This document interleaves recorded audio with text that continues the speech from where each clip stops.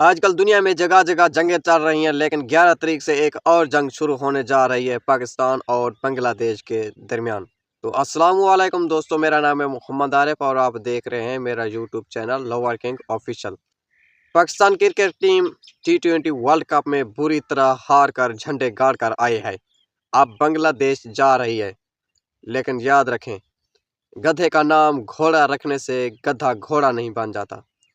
صرف کپتان بدلنے سے ٹیم نہیں بدلتی، تو کپتان ہے شہنشاہ آفریدی۔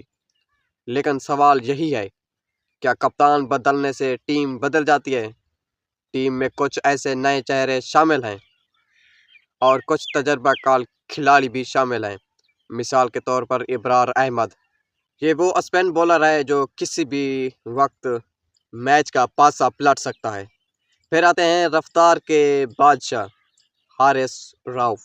اگر آخری اوور میں 25 رنز چاہیے ہوں گے تو کہا جائے گا کہ حارث راؤف کو لائے جائے، اور وہ 25 رنز اگلی ٹیم کو آرام سے دے دے گا کہ ہاں لے جاؤ، آپ بھی ہمارے بھائی ہیں۔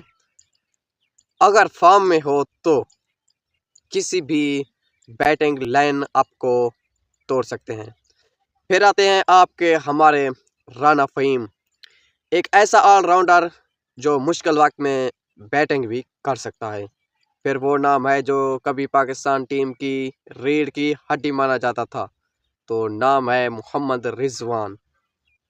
سوال پھر وہی، بابر جیسے بڑے نام ٹیم میں نہیں ہیں، فخر زمان بھی ڈراپ ہے، تو کیا یہ ٹیم واقعی مضبوط ہے یا ایک ون ڈے سیریز کے لیے یہ اسکواڈ تیار کیا گیا ہے؟ ون ڈے ورلڈ کپ سر پر ہے، اب دیکھنا یہ ہے کہ کیا پاکستان ٹیم بنگلہ دیش میں جیتے گی یا ایک اور نئی تنقید شروع ہوگی۔ کامنٹ میں ضرور بتائیں۔ ویڈیو اچھی لگے تو لائک اور شیئر کریں، چینل کو سبسکرائب کریں۔